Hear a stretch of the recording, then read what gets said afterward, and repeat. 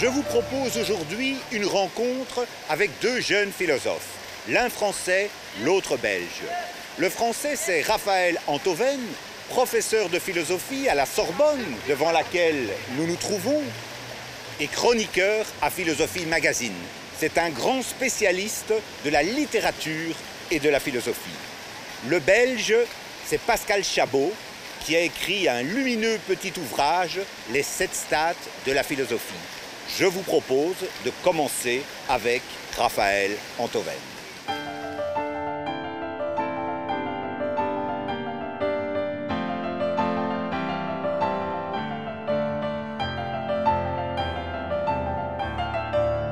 Raphaël Enthoven, grand merci d'avoir accepté cette modeste rencontre. Vous êtes écrivain, vous êtes philosophe, vous êtes professeur d'université, vous êtes conseiller à la rédaction de Philosophie Magazine, vous travaillez et vous animez l'émission Les Nouveaux Chemins de la Connaissance.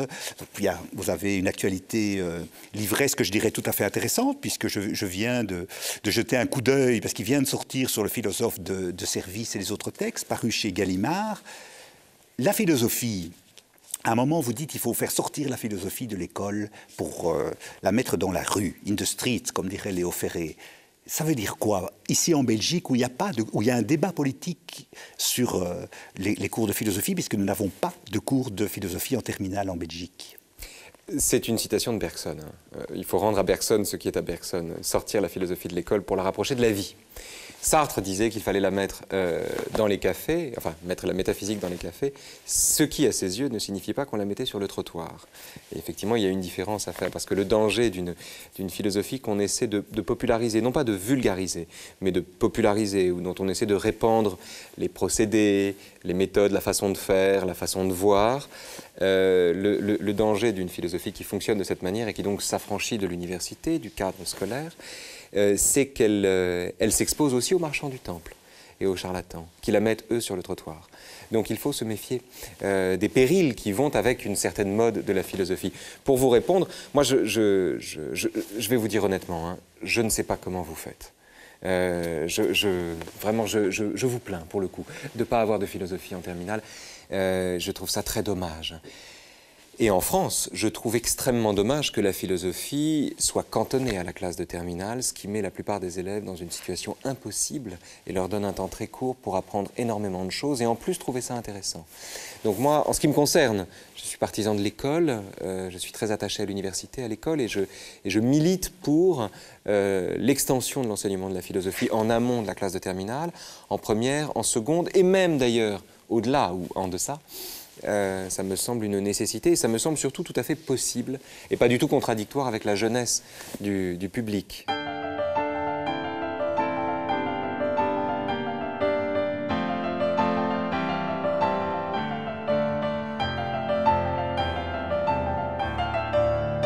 Il y a un engouement actuellement pour la philosophie, je trouve tout à fait intéressant, en France, mais aussi en Belgique. Comment est-ce que vous expliquez tout d'un coup cet engouement pour la philosophie? C'est parce que c'est suite au déclin des grandes idéologies structurantes de la pensée du XXe siècle? Peut-être, hein. C'est vous qui le dites, mais c'est pas absurde. Moi, j'adhère à cette explication.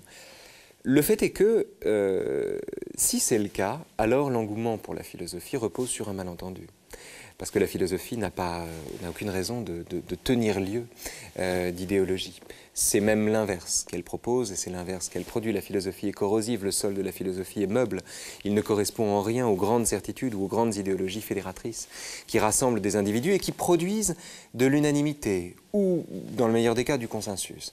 La philosophie produit du dissensus, produit des difficultés, permet aux gens de débattre, d'être en désaccord sans être ennemis. La philosophie n'a pas pour vocation de donner du sens, à mon sens, mais plutôt de transmettre du doute.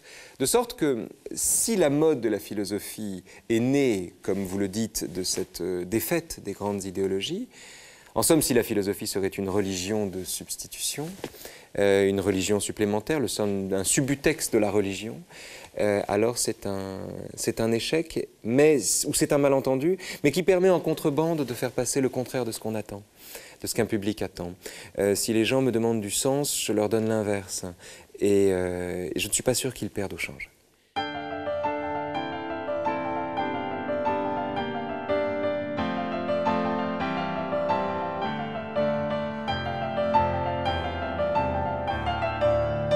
En quoi est-ce que la philosophie peut aider à vivre d'une certaine manière, sans verser dans les théories du développement personnel et ce qui ont beaucoup aussi... Oui, qu'est-ce qui que fait la différence et au fond, comment est-ce qu'on peut... Ma définition, c'est celle d'ailleurs d'André Comte-Sponville de la philosophie, c'est penser sa vie et vivre sa pensée, pour être vraiment très, très rapide et très schématique. Comment est-ce que ça peut aider, je dirais, à mieux vivre dans un monde avec toutes les impasses environnementales, économiques, sociales, la mondialisation, le désespoir et la souffrance sociale? Mais je crois que c'est le deuxième écueil, en fait. Il y a le premier malentendu, c'est que la philosophie devrait donner du sens, et le second, c'est que la philosophie devrait nous aider à mieux vivre notre vie. Je n'y crois pas non plus, pour tout vous dire. Pour une raison simple, c'est que la philosophie n'est ni la théologie, ni la psychologie. Elle n'est ni l'un ni l'autre. Et ces deux écueils, cette alternative-là, à laquelle parfois on la réduit, on a tendance à la réduire, me semble simplificatrice. Voilà. La philosophie, si vous voulez, faire de la philosophie, c'est se donner pour objet d'étude le réel, c'est-à-dire ce qu'on a sous les yeux, c'est-à-dire aussi toutes les façons que l'on improvise d'échapper au réel, toutes les façons que l'on se donne d'échapper au réel, qui font elles-mêmes partie de la réalité. La philosophie travaille sur la genèse de nos illusions. La philosophie, de fait, donc, produit de l'angoisse, fait trembler le sol sous nos pieds. Donner du sens ou bien nous aider à mieux vivre notre vie ne me semble pas être sa tâche. Ce qui est vrai, cela dit, c'est que faire de la philosophie, au bout d'un moment, quand on en fait beaucoup, devient une manière de vivre. Et on ne vit plus autrement. C'est-à-dire qu'on prend l'habitude tout simplement de s'étonner de ce qui est familier. Et de tenir pour inhabituel ce qui nous est commun, ce qu'on a l'habitude, ce qu'on avait jusqu'ici l'habitude de voir. Alors, est-ce qu'on vit mieux de cette manière? Je n'en sais rien. Le fait est qu'on vit peut-être plus intensément. Et qu'à cet égard, la philosophie a cette vertu. Mais la philosophie n'a rien qui rassure, rien qui mente et rien qui réconforte. Même dans les exercices spirituels de philosophie antique de Pierre Hadot, où il y a tout un travail sur soi-même, vous ne croyez pas à cette vertu-là ou à ce sens-là de la philosophie? C'est un travail sur soi, c'est une ascèse, c'est une façon d'être attentif au monde, d'être attentif à soi, d'être attentif à son rapport au monde, et c'est effectivement une discipline, c'est un travail du corps. Est-ce qu'on vit mieux de cette manière-là, au sens où on aurait un livre de recettes qui nous donnerait de quoi aborder le lendemain ou de quoi survivre à la journée qui nous attend, c'est là que je suis plus sceptique. La philosophie, on fait de la philosophie comme on respire, si vous voulez. Est-ce que... Voilà, c'est une école de respiration. On respire le monde, on inspire le monde et on finit toujours par y expirer. Et la philosophie affronte cette impasse, l'impasse de nos existences. Il n'y a rien de réconfortant là-dedans. On ne vit pas mieux dans la mesure où on est réconforté, on vit mieux peut-être dans la mesure où, faute de trouver un sens à la vie, on a au moins la ressource permanente de s'interroger sur le besoin qu'on a de trouver un sens à la vie. Et je trouve ça beaucoup plus réconfortant qu'un sens ou qu'une définition qui, elle, serait caduque, rendue caduque par la vie telle qu'elle se déploie et telle qu'elle s'achève.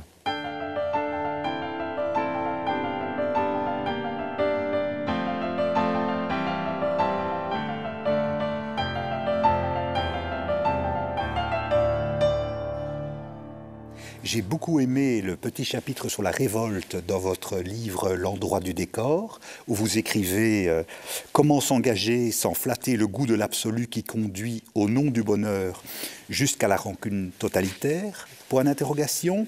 En faisant un commentaire sur L'homme révolté de Camus, vous écrivez « L'homme révolté ne change pas sa vie mais il l'améliore dans la mesure de ses moyens, plutôt René Char que Trotsky. » Plutôt Sœur Emmanuel que Fidel Castro, ceux qui pensent le contraire détestent le soleil. C'est-à-dire, le mot important, si j'ai bonne mémoire, je l'ai mis en italique d'ailleurs, c'est le mot de mesure. Absolument, ici. vous l'avez mis en italique. Parce que chez Camus, le paradoxe, c'est que la révolte culmine dans un éloge de la mesure.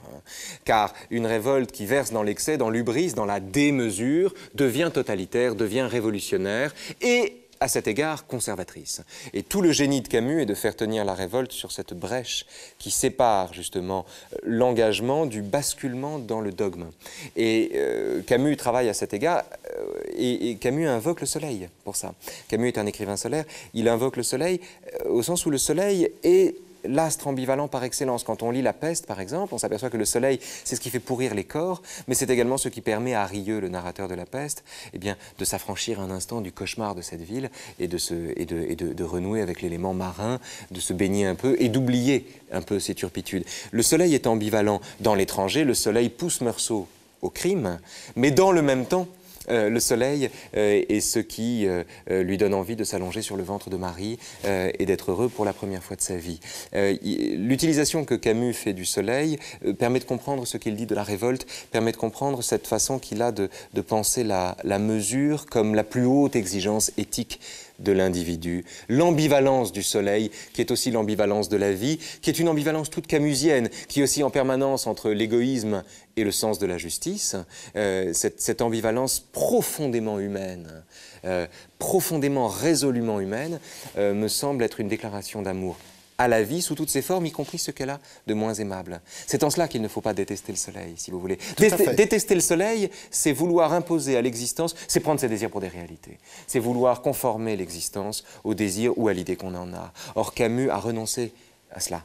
Et c'est toute la vertu de Camus, tout le mérite de Camus, à mon sens.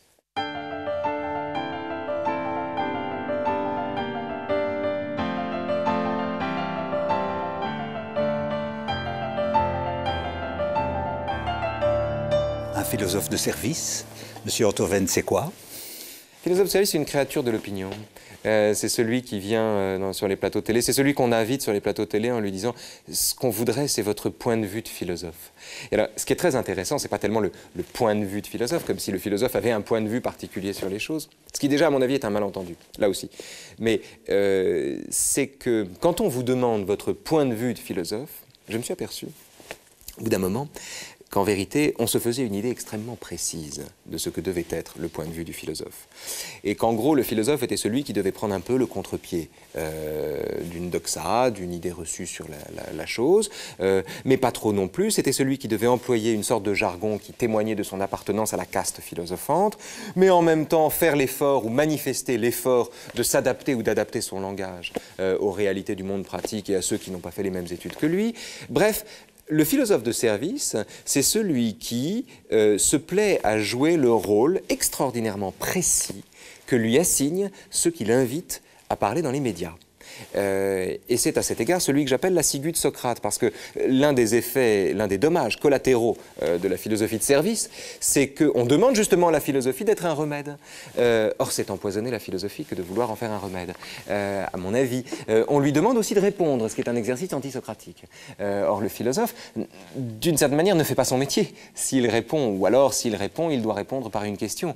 Ou bien savoir que répondre, c'est peu dire. Si en philosophie, les questions sont plus essentielles que les réponses, c'est bien parce que répondre est trop facile. Ce n'est pas parce que la réponse est hors d'atteinte, c'est parce que répondre est un point d'arrêt, justement, à la discussion. Donc le philosophe de service, c'est précisément le malin génie d'une époque qui, pour le meilleur mais aussi pour le pire, pratique l'engouement pour la philosophie. Je vous remercie beaucoup. C'est moi. Antoven. Merci à vous. Merci.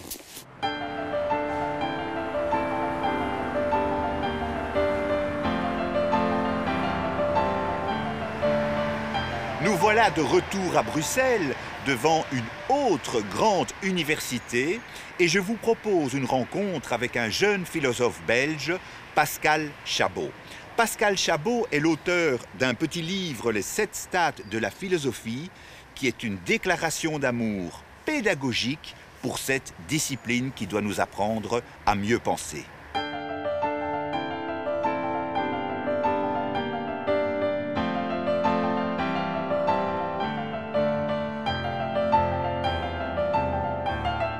Pascal Chabot, vous dites au fond que la philosophie peut transformer le plomb de l'existence en or du sens. Autrement dit, de manière peut-être moins imagée, à quoi, pour vous, sert la philosophie ? C'est une question centrale. Il est difficile de définir la philosophie parce qu'elle est plurielle, elle est multiple, elle a de nombreuses formes, elle a une très longue histoire. Donc dire ce qu'est la philosophie est pour moi impossible.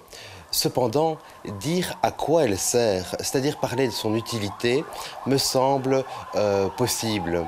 On peut réfléchir à son utilité. Et beaucoup de philosophes ne sont pas d'accord avec cela. Mais pour moi, elle est profondément utile. Pourquoi? Parce qu'elle est non seulement une production de concepts, mais elle est également toute une série d'opérations.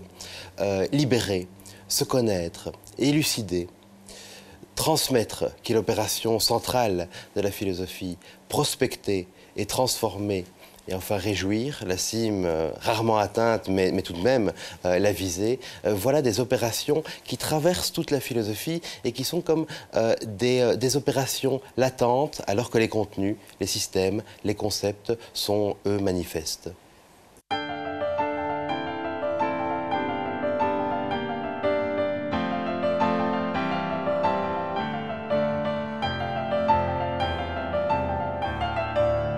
Vous dites par là, au fond, la philosophie aide à mieux vivre.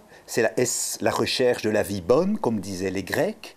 Est-ce des exercices spirituels qui nous permettent d'avoir un meilleur rapport à nous-mêmes, aux autres, au monde, à la nature? La philosophie a un impact profond sur l'existence, c'est tout à fait certain.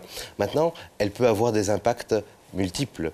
Je pense que dans la philosophie, il y a une part théorique, mais il y a aussi une part existentielle, vitale. Et ce que l'on peut considérer, donc, c'est non pas la philosophie comme théorie, mais c'est le jeu ou le système entre vie et théorie. C'est-à-dire que ce que nous pensons en philosophie, et en dehors de la philosophie aussi, je parle au sens assez large, ce que nous pensons a une répercussion assez directe et assez immédiate sur nos existences, et de même, la manière dont nous vivons a une répercussion, un impact direct sur nos théories. Considérer donc le jeu entre la vie et la théorie, c'est concevoir la possibilité d'une philosophie qui serait à même, si elle est bien choisie, parce qu'une philosophie est aussi une préférence et l'expression d'un désir personnel, si elle est bien choisie, peut avoir un impact positif sur une vie. Ça, j'en suis convaincu.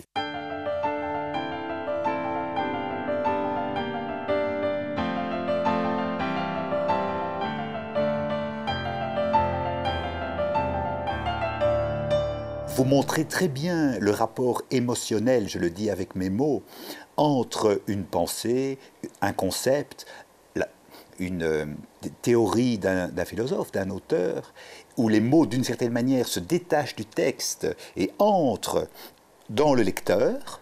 Qu'est-ce que vous conseilleriez pour vous, les grands philosophes qui vous ont ouvert? Est-ce que c'est Lucrèce, Spinoza, Nietzsche ou des philosophes plus modernes, plus contemporains? Parmi ceux que vous citez, les trois sont évidemment des phares, mais au XXe siècle, j'ai beaucoup lu Husserl, Heidegger, Deleuze, me semble dans la pensée contemporaine, quelqu'un d'incontournable, Yankelevitch également, et surtout sur les questions de la vie bonne. Mais tout cela, à nouveau, est également personnel.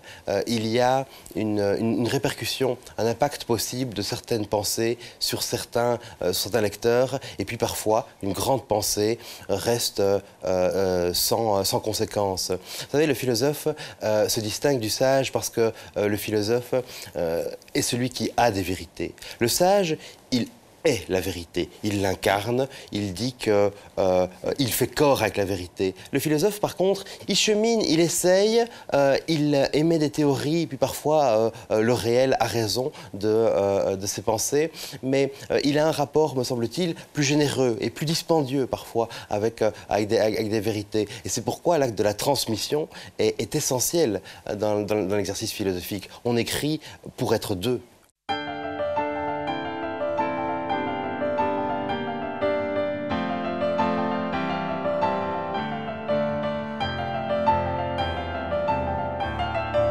Le sage, vous dites, a des vérités, tandis que le philosophe, il est en recherche existentielle.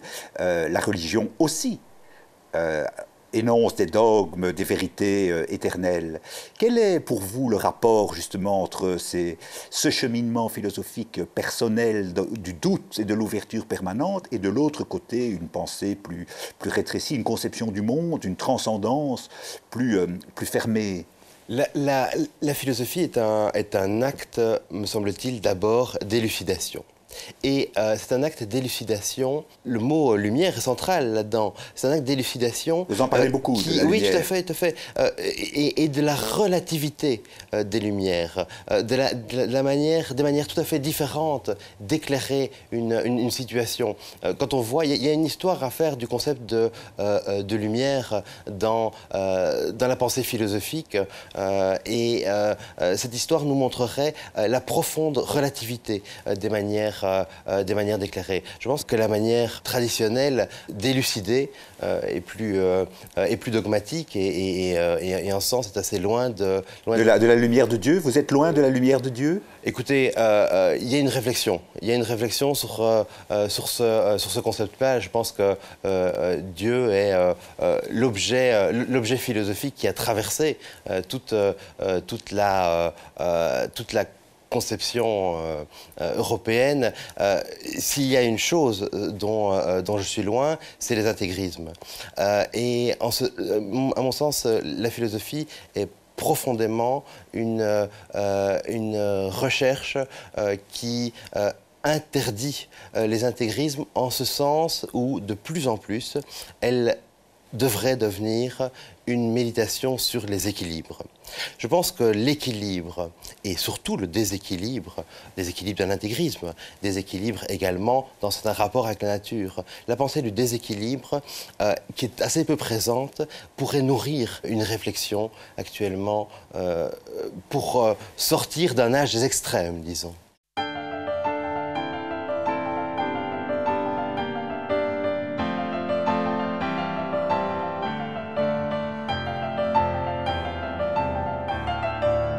Qu'est-ce que vous inspire aujourd'hui, justement, dans cette réflexion sur l'oscillation, équilibre, déséquilibre, l'évolution de la technique, la croyance, un peu presque la foi en les technosciences qui vont nous sauver justement des déprédations de la biosphère, des nouveaux modes de communication? Qu'est-ce que vous pensez, je dirais, de cette... Vous êtes, pour être un peu caricatural, plutôt technophobe ou technophile? Alors, je suis profondément ambigu par rapport à cette question-là, car nous le sommes tous. Prométhée vole le feu aux dieux et il est puni. S'il n'avait pas volé le feu aux dieux, l'humanité serait morte. Je veux dire qu'il y a dans notre rapport mythique à la technique un double bind d'entrée. Et aujourd'hui encore, nous sommes de grands consommateurs de technologie, nous sommes de grands amateurs de technologie. Et moi-même, j'ai vraiment, depuis mes études sur Simondon, peut-être même avant dans l'enfance déjà, un rapport opératoire au monde que j'aime beaucoup. Cependant, nous sommes également dépassés par nos techniques. Ma réflexion, c'est que la notion de progrès doit continuer à être centrale, mais le progrès ne doit pas exister uniquement dans la sphère des sciences et des techniques. C'est pourtant aujourd'hui ce qui se passe. Il doit progresser aussi, par exemple, dans le monde politique? Mais bien sûr, bien entendu. Et ça signifie quoi pour vous?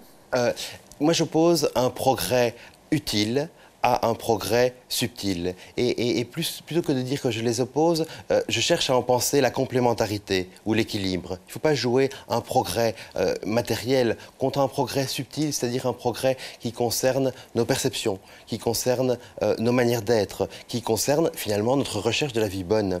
Car en philosophie, y a-t-il un progrès? C'est une vaste question à laquelle d'habitude on répond non. De Platon, de Spinoza à Platon, par exemple, il n'y a pas de progrès. Ce sont des astres différents, on ne peut pas les comparer, certes. Mais toute la philosophie de Spinoza est un progrès vers la joie. De même que toute la philosophie de Platon est un progrès pour sortir de la caverne. C'est un cheminement. C'est-à-dire qu'il y a un progrès aussi en philosophie, mais c'est un progrès assez particulier. Et c'est un progrès circulaire. C'est un progrès où les choses recommencent à chaque génération. quand on pose la question qu'est-ce qu'une vie bonne ou qu'est-ce que le futur, eh bien à chaque génération, évidemment, on peut reprendre cette question. Le progrès dans le domaine scientifique et technique est de nature profondément différente puisqu'il est multilinéaire et surtout, il capitalise. Chaque époque, finalement, hérite des découvertes, des inventions de l'époque précédente. Un enfant de 12 ans, aujourd'hui, hérite du microprocesseur et pourra aller vers de nouveaux devenirs. C'est tout à fait magnifique. Mais l'autre progrès, le progrès du genre humain, comme le XVIIIe siècle l'appelait, est un progrès circulaire.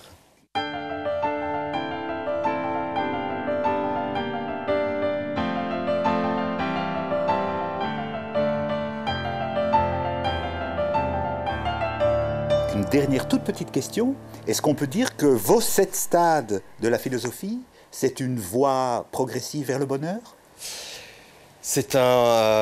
Pour moi, ça l'a été, d'abord. Quand vous l'écriviez. Oui, quand je l'écrivais, j'espère qu'il y a un petit peu de ces bons moments passés à écrire qui transparaissent dans le livre. Je pense que c'est l'annonce d'un but, en tout cas. Un tout grand merci à vous. Merci beaucoup à vous.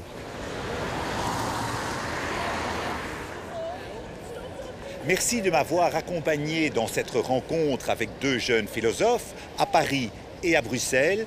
J'espère qu'ils vous ont permis de jeter un regard un peu plus dense sur la complexité de notre monde. À très bientôt.